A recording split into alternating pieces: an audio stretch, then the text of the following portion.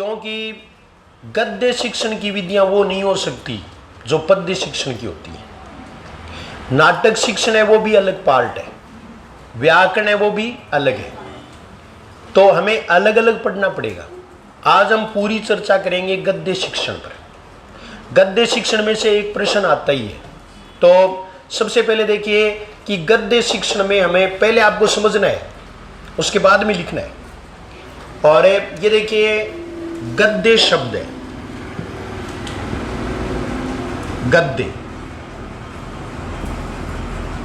ऐसा आता तो नहीं, लेकिन शुरू में करते हैं तब पढ़ाने के लिए ऐसा करना पड़ता है। बाकी ये आपके कभी नहीं आएगा कि गद्य शब्द का क्या अर्थ है, लेकिन ये गद्य शब्द से बना है और गद्य शब्द का अर्थ है स्पष्ट कहना, स्पष्ट कहना। हमें अगर कोई बात कहनी हो तो हम कविता गा करके अगले को बताएंगे या सीधा सीधा गद्य के रूप में बता देंगे। गद्य के रूप में बताते हैं कि जैसे मैंने कल क्या किया, ये मैं सारा है वो आपको गद्य के रूप में ही बताऊंगा। दो रूप प्रचलित है साहित्य के, एक गद्य और एक पद्य। दोनों में से प्राचीन रूप कौन सा है? पद्य है वो प्राचीन है, गद्य है वो क्या है? नवीन रूप है। गद्य की अनेक विधाएं हिंदी में हैं, जैसे निबंध, नाटक, संस्मरण, रिपोर्टाज, जीवनी, आत्मकथा, ये सब क्या है? कहानी। इन सब को हम अलग अलग विधियों से पढ़ाते हैं, लेकिन कुल मिलाकर के कुछ विधियां ऐसी हैं जो सब में ही काम में आती हैं। जैसे व्याख्या विधि, व्याख्या विधि है उससे कविता भी पढ़ाई जाएगी। व्याख्या से ही हमें नाटक भी व्याख्या से पढ़ सकते हैं, व्याख्या से नाटक भी पढ़ सकते हैं। व्याकरण में व्याख्या विधि तो व्याकरणिक विधि नहीं है, लेकिन फिर भी हमें आगमन और निगमन में व्याख्या की जरूरत पड़ती है। इसलिए व्याख्या केवल विधि नहीं है बल्कि प्रविधि भी है। इन सब में हमें, जैसे गद्य शिक्षण है, इसको पूरा पढ़ने के बाद में पद्य शिक्षण में बहुत कम पढ़ना पड़ता है, लेकिन इसके हमें 3 पार्ट बनाने पड़ेंगे। सबसे पहला देखिए आप कि गद्य शिक्षण है उसके उद्देश्य। उद्देश्य है वो प्रत्येक के हम 2 रूपों में लेते हैं, एक तो सामान्य उद्देश्य और एक ही विशिष्ट उद्देश्य। विशिष्ट उद्देश्य है वो निश्चित है, सामान्य उद्देश्य है उनमें लिमिटेशन नहीं है। लेकिन गद्य शिक्षण का सामान्य उद्देश्य अगर हम लें तो उनमें से प्रमुख कौन सा हो सकता है?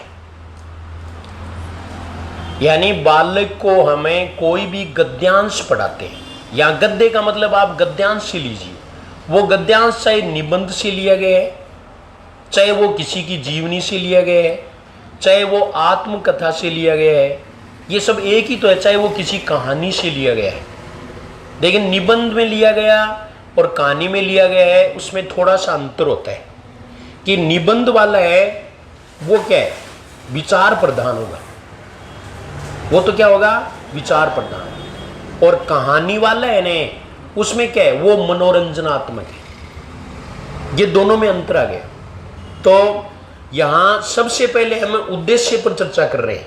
उद्देश्य पर चर्चा करें तो पहला इसमें यह है कि शब्द भंडार में वृद्धि करना,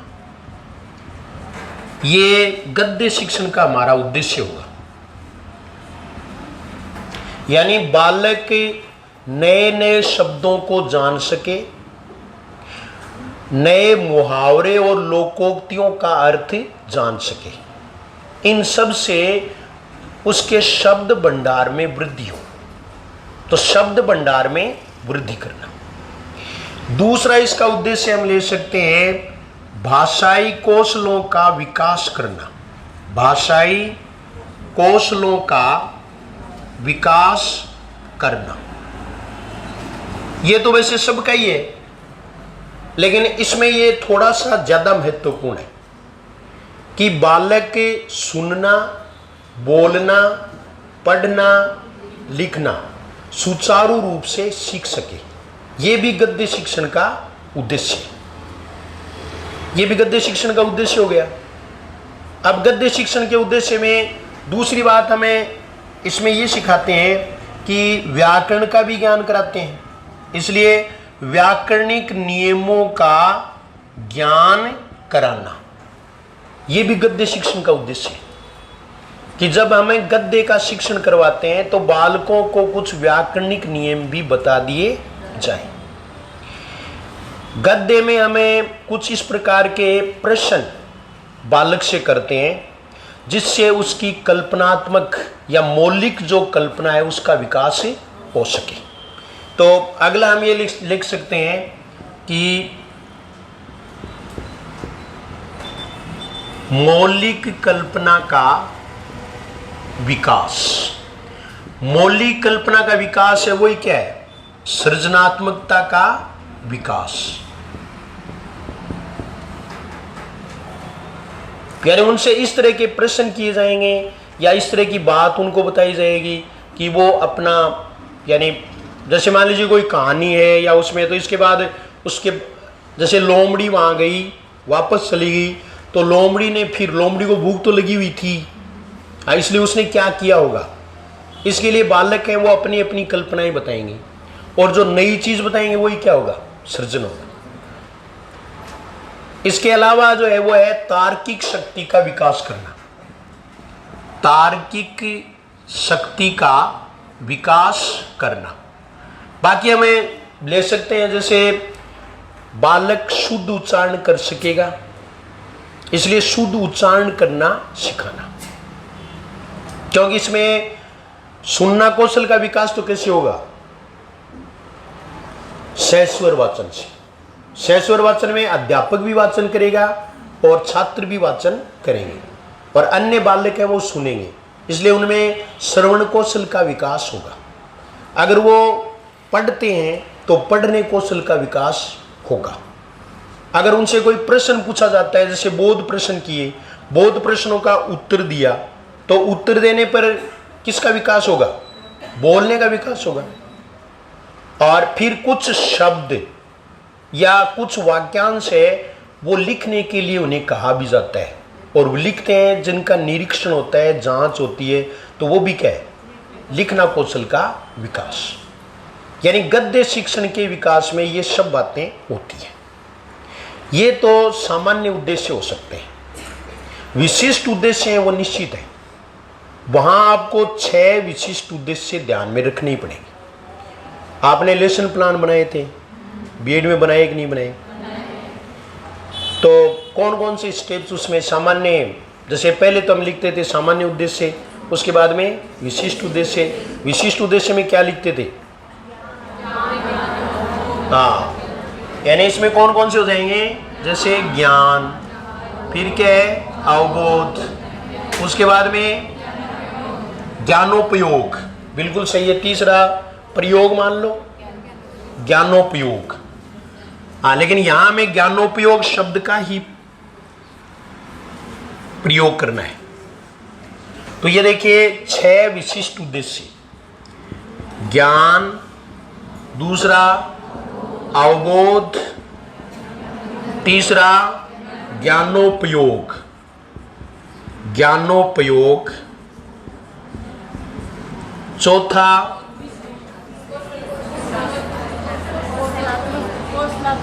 कौशल, तो छठा है, लास्ट हो, अभिरुचि, अभिवृत्ति और कौशल।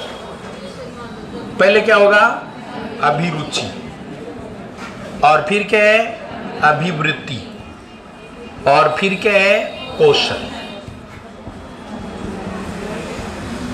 ये विशिष्ट उद्देश्य है जो एक कालांश में पढ़ाया जाना है। उनके उद्देश्य है वो इनके आधार पर निश्चित किए जाते हैं। ज्ञान का मतलब ये हुआ कि बालक को 5 नए शब्दों का ज्ञान करवाया जाएगा, ये विशिष्ट उद्देश्य है। लेकिन बालक में लिखना कौशल विकसित किया जाएगा, ये सामान्य उद्देश्य है, क्योंकि वो अप्राप्य होते हैं। ये क्या है? प्राप्य होते हैं। विशिष्ट उद्देश्य है वो क्या है? प्राप्य उद्देश्य। तो ये उद्देश्य के रूप में है। उसके बाद में अगर हम देखें तो एक प्रश्न इसमें और है, वो कौन सा बनेगा कि गद्य के कितने अंग होते हैं? 3 अंग होते हैं। 3 अंग कौन कौन से हैं? अंग 3 प्रमुख हैं, यहां प्रश्न आएगा। और वो भी सबसे इंपॉर्टेंट कौन सा है? वाचन। वाचन, व्याख्या और विचार विश्लेषण।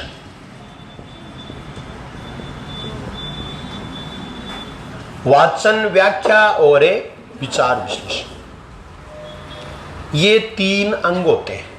इनमें परीक्षा की दृष्टि से वाचन है वो सबसे इंपॉर्टेंट है कि वाचन के प्रकार पूछ लेते हैं, वाचन में क्रम पूछ लेते हैं। तो वाचन के प्रकार, वाचन कितने प्रकार का होते हैं? 2 प्रकार का होता है मुख्यतः। वो 2 प्रकार कौन कौन से हैं? सहस्वर वाचन और मौन वाचन।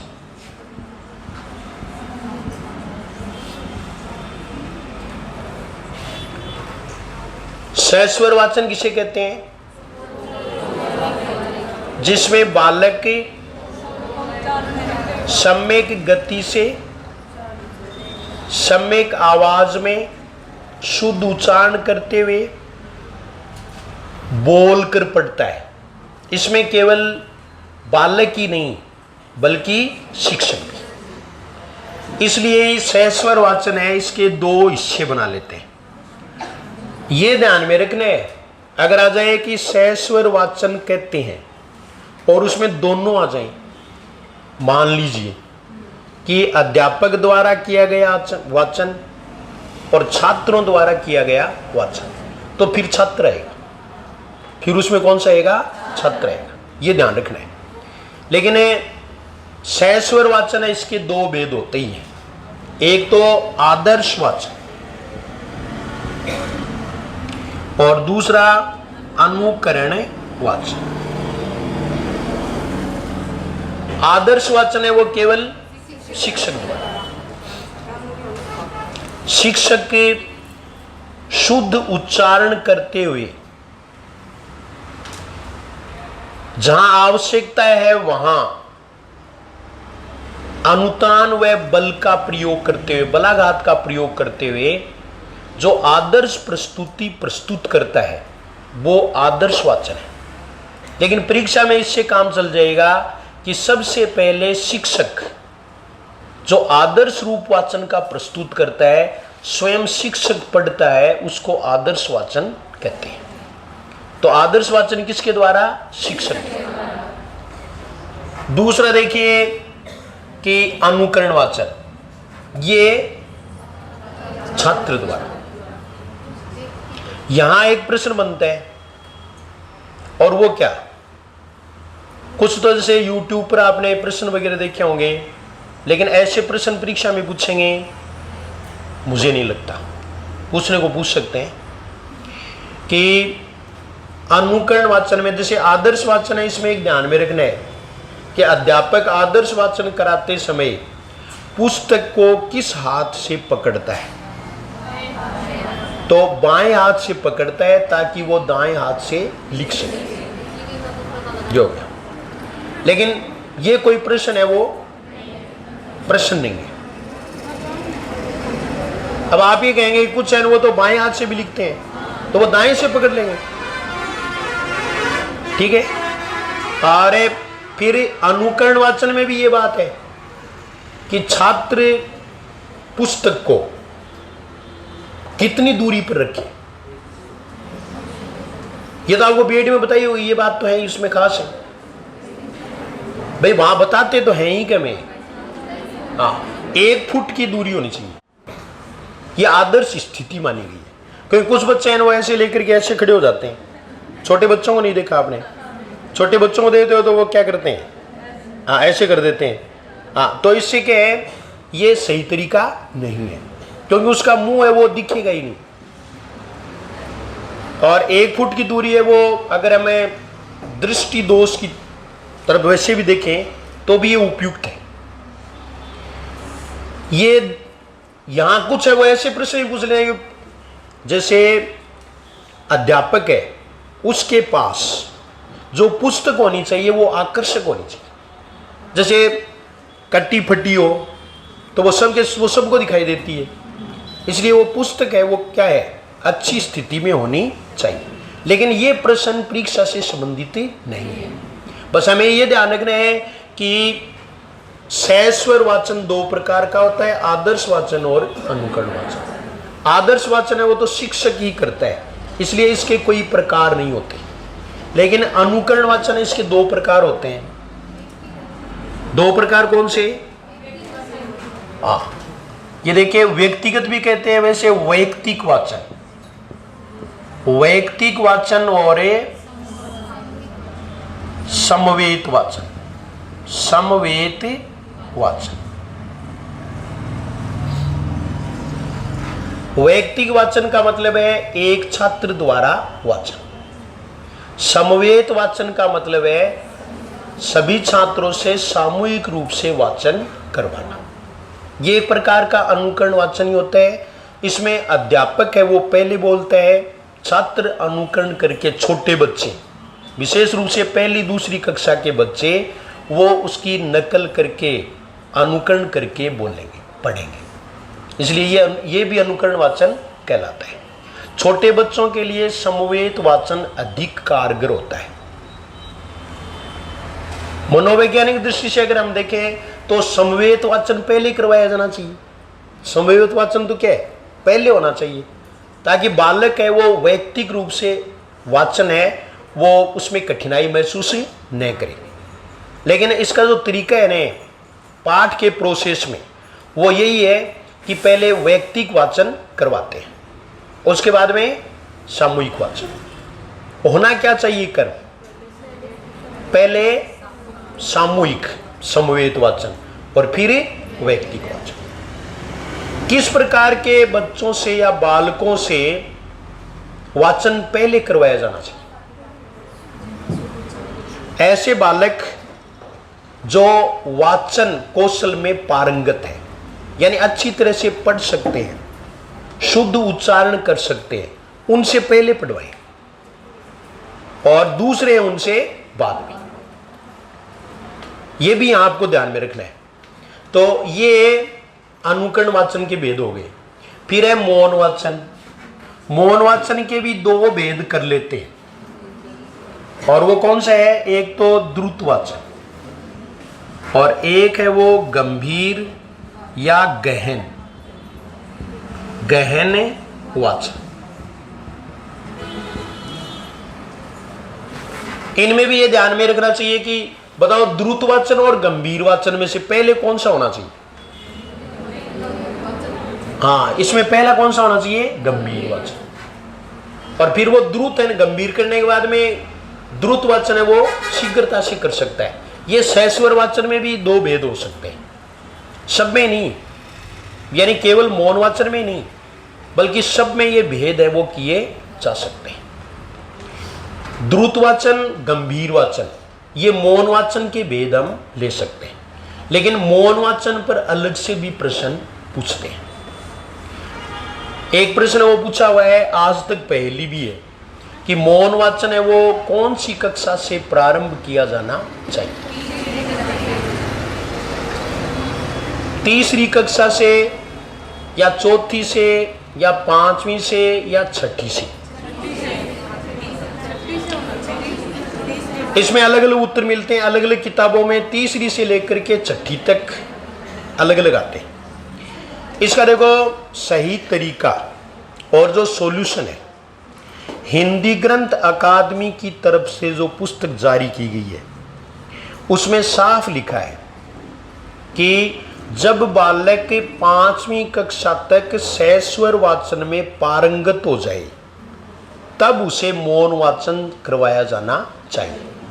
इसका मतलब उनके अनुसार तो छठी क्लास, लेकिन ये करवाया जाना चाहिए। होता तीसरी से हो सकता है, चौथी से भी हो सकता है, लेकिन ये प्रश्न पहले पूछ लिया और हमें अगर आए तो वो उत्तर मान लिया, उसकी हम अवहेलना नहीं कर सकते। हाँ, हमें मजबूरन है वो क्या मानना पड़ेगा? छठी कक्षा। तीसरी कक्षा नहीं बल्कि छठी कक्षा, कि मौन वाचन छठी कक्षा से शुरू करवाया जाना चाहिए। दूसरी बात है कि मौन वाचन के और कौन से प्रश्न बनते हैं।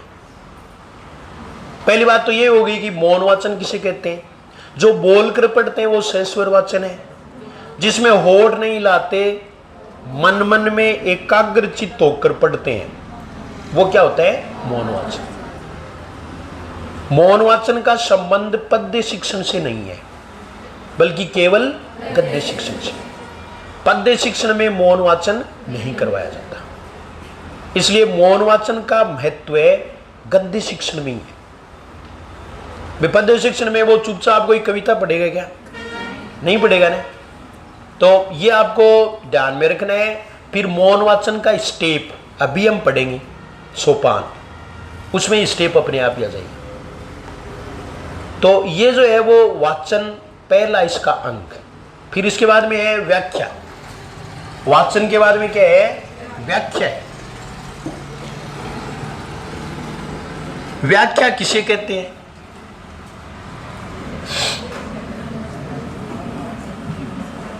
व्याख्या का मतलब अर्थ बताना ही होता है, बस उसका रूप अलग प्रकार से। कि अगर हमें व्याख्या करें तो सरलार्थ के बाद करते हैं। पहले तो सरलार्थ ही बताएंगे, सरलार्थ वो व्याख्या से अलग थोड़ी हो सकता है। पहले सरलार्थ बताएंगे, उसके बाद में उपसर्ग, प्रत्यय, संधि, विलोम शब्द, पर्यायवाची शब्द, कोई भी दृष्टांत, उदाहरण, इनका उपयोग करते हुए उसको और अधिक स्पष्ट करना व्याख्या कहलाता है। तो व्याख्या है वो भी गद्य शिक्षण का प्रमुख अंग है। व्याख्या कितनी प्रकार की होती है। व्याख्या के प्रकार 4 होते हैं। कौन कौन से 4 बताओ। चर्चा और नहीं, चर्चा तो वो जैसे व्याख्या में तो शिक्षक कर रहा है व्याख्या, तो उसके लिए चर्चा करना आवश्यक नहीं है। ये व्याख्या में आपको यहां ये ध्यान रखना है कि हिंदी शिक्षण में व्याख्या के 2 ही भेद होते हैं। 2 प्रकार से वो व्याख्या करेगा, एक शब्द व्याख्या और एक भाव व्याख्या। ये 2 भेद हैं, शब्द व्याख्या और भाव व्याख्या।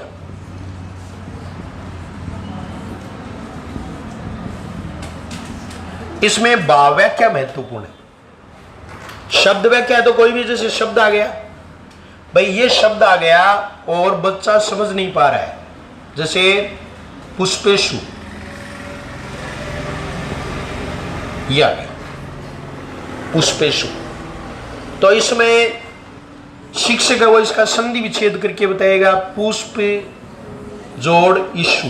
हालांकि मिडिल स्तर तक ऐसे शब्द वो प्रयुक्त नहीं किए जाते, लेकिन आपको समझाने के लिए बता रहा हूं कि पुष्प है इशु जिनका, इशु मानी बाण, ये कामदेव का पर्यायवाची शब्द है। तो क्यों है, कैसे है, ये सब है ना, ये क्या है, एक शब्द की व्याख्या होगी। या जैसे मान लीजिए शब्द आ गया अनंग, अनंग को भी छोड़िए, थोड़ा टिपिकल है। शब्द आ गया जलज,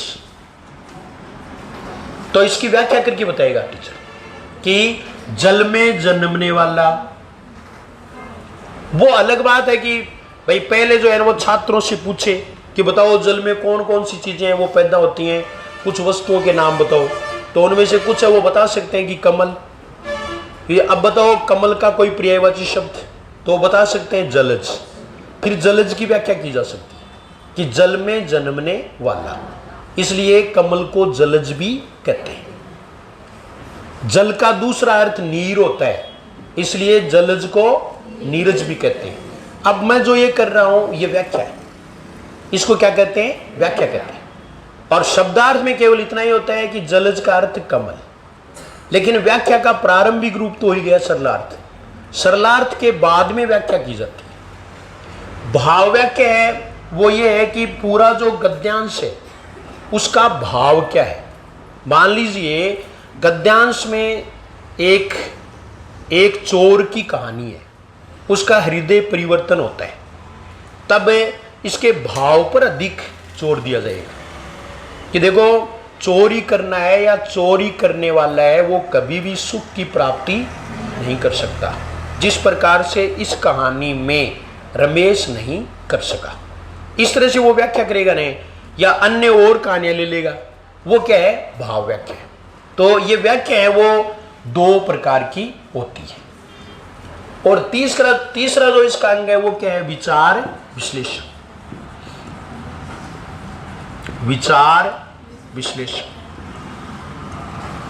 विचार विश्लेषण में ये पाठोपरांत होता है। पाठ पढ़ा दिया, व्याख्या करके बता दी। पाठ में वाचन पहले हो ही गया, पहले वाचन हो गया, फिर व्याख्या करके अर्थ और समझा दिया, उसके बाद में विचार विश्लेषण। इसमें ज्यादातर है वो रचनात्मक कार्य ही करवाए जाते हैं। बालक को स्वयं को सोचने के अवसर प्रदान किए जाते हैं। इसमें प्रश्नोत्तर प्रविधि के माध्यम से बालकों के विचार जाने जाते हैं। ये विचार विश्लेषण है। तो ये तीन जो हैं वो क्या है, अंग किसके, गद्य शिक्षण की। तो गद्य शिक्षण के ये तीन अंग होते हैं। इसके बाद में चौथी जो बात हम करेंगे वो करेंगे इसमें कि गद्य शिक्षण की विधियां कौन कौन सी हैं। तो विधियां बहुत ही सरल है और ज्यादातर इसमें प्रश्न है वो कम ही पूछा जाता है। तो इस विधि में हमें 5 विधियां तो प्रमुख रूप से ले ही सकते हैं। जैसे एक तो क्या है, अर्थ कथन विधि। अर्थ कथन विधि क्या होती है, जिसमें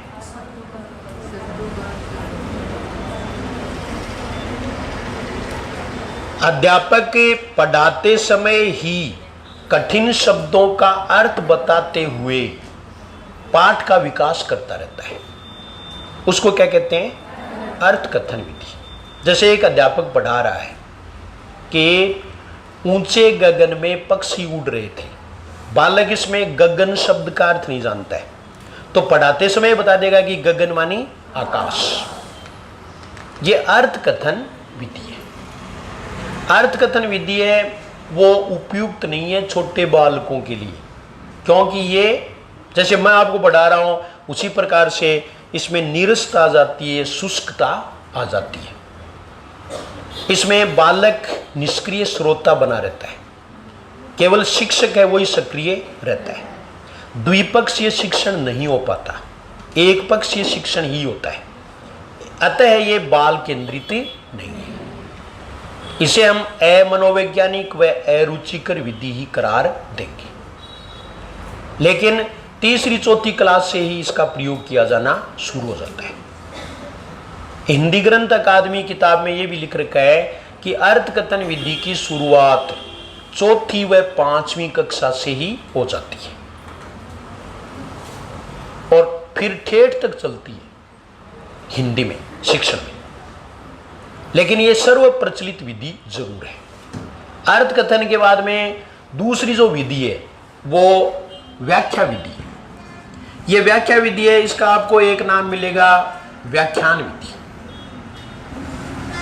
यह कोई अलग विधि नहीं होनी चाहिए।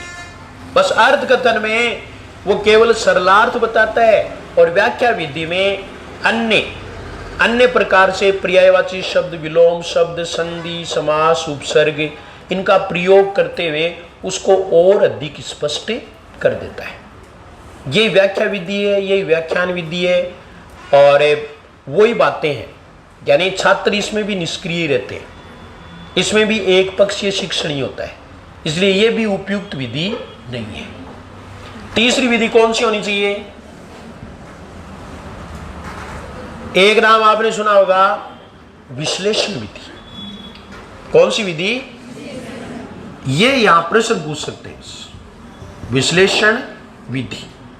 प्रश्न भी कैसा पूछेंगे ये आपको ध्यान में रखना है। विश्लेषण विधि का दूसरा नाम भी है क्या कोई?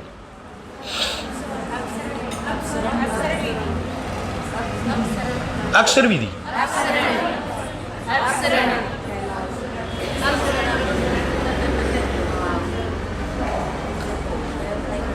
अब बताओ, अक्षरम,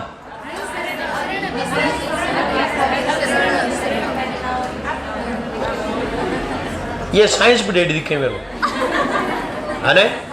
हाँ, अब देखो व्याख्या के रूप में हम आगे क्या करते हैं कि कोई अध्यापक है, वो व्याख्या है वो प्रश्नोत्तर प्रविधि के माध्यम से करता है बच्चों की सक्रियता के लिए, कि बच्चे हैं वो भी सक्रिय रहे। तो प्रश्नोत्तर विधि को ही हिंदी शिक्षण में विश्लेषण विधि कहा गया। ये कौन सी है? प्रश्नोत्तर विधि। प्रश्नोत्तर विधि यहां आप बताएं कौन सी? खंडान्वयन विधि है, वो भी प्रश्नोत्तर विधि है। उसके बाद इसके बाद में कर रहे हैं। तो इसमें आप ये देखिए विश्लेषण विधि है, इसको प्रश्नोत्तर विधि कहते हैं। प्रश्नोत्तर विधि में बताओ कि एक पक्षीय शिक्षण होता है या द्विपक्षीय? ये द्विपक्षीय बन गया क्योंकि छात्र है वो भी सक्रिय रहे। तो इसमें शिक्षक व छात्र दोनों सक्रिय रहते हैं। प्रश्नोत्तर प्रविधि के माध्यम से बालक में बोलना कौशल का विकास भी होता है, लेकिन यह विधि भी प्रारंभिक स्तर पर ज्यादा कारगर नहीं है। माध्यमिक स्तर पर यह श्रेष्ठ विधि मानी जाती है। हमें मतलब है 8वीं कक्षा तक, क्योंकि हम 8वीं कक्षा तक के जो बालक हैं उनको ही पढ़ाएं। तो ये विश्लेषण विधि के रूप में। अब अभी आप कर रहे थे ना कई देर से खंडान्वयन विधि। ये खंडान्वयन विधि, खंडान्वयन और कुछ नहीं है बल्कि गद्यांश है या जो पाठ्य वस्तु है उसको खंडों में विभाजित करके प्रश्नोत्तर माध्यम से शिक्षण करवाया जाता है। वो खंडान्वयन विधि है। खंडान्वयन विधि है वो प्रश्न पूछने में गद्य शिक्षण में इंपॉर्टेंट नहीं है बल्कि ये पद्य शिक्षण में है, क्योंकि पद्य शिक्षण में इसका प्रयोग नहीं किया जाना चाहिए। प्रश्न यह आएगा कि निम्नलिखित में से किस विधि का प्रयोग कविता शिक्षण के लिए उपयुक्त नहीं है? तो कौन सी विधि आ जाएगी? खंडान्वयन विधि। एक विधि इसमें हम और ले सकते हैं और वो है समीक्षा विधि। समीक्षा विधि, समीक्षा है वो व्याख्या का उच्चतम स्तर है। इसमें भाषिक तत्वों के बारे में बताते हुए व्याख्या की जाती है। ये उच्च कक्षाओं के लिए ही उपयुक्त है। इसमें भाषा अवयव, भाषाई तत्व, उनके बारे में ज्ञान कराते हुए समीक्षा की जाती है कि देखो इसमें ये विशेषण शब्द है, ये संज्ञा शब्द है, या ये किस कैटेगरी में आता है, ये तत्सम है, ये तद्भव है। इस तरह से समीक्षा करते हुए शिक्षण करवाना क्या कहलाता है? ये समीक्षा विधि कहलाती है। बस ये इतनी विधि हैं जो कि हम काम में लेते हैं। गद्य शिक्षण की विधियों के बारे में प्राय कम ही प्रश्न पूछा जाता है।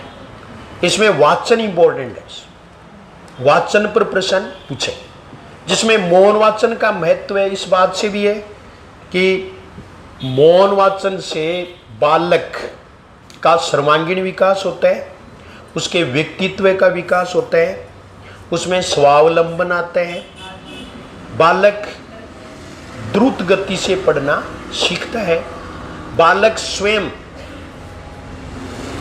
स्वाध्यायी बनता है, यानी उनमें स्वाध्याय की आदत पड़ती है। तो ये सब चीजें हैं वो मौन वाचन में। ये गद्य शिक्षण के बारे में इतना मैं जाना। इसके बाद में हम पढ़ेंगे किसके बारे में? गद्य शिक्षण के सोपान। सोपान है वो बहुत महत्वपूर्ण है। सोपान गद्य शिक्षण के और पद्य शिक्षण के दोनों के एक साथ पढ़ने चाहिए, क्योंकि उसमें थोड़ा ही अंतर है। अब आप लिख लो गद्य शिक्षण, हेडिंग डाल लो गद्य शिक्षक और अब लिखिए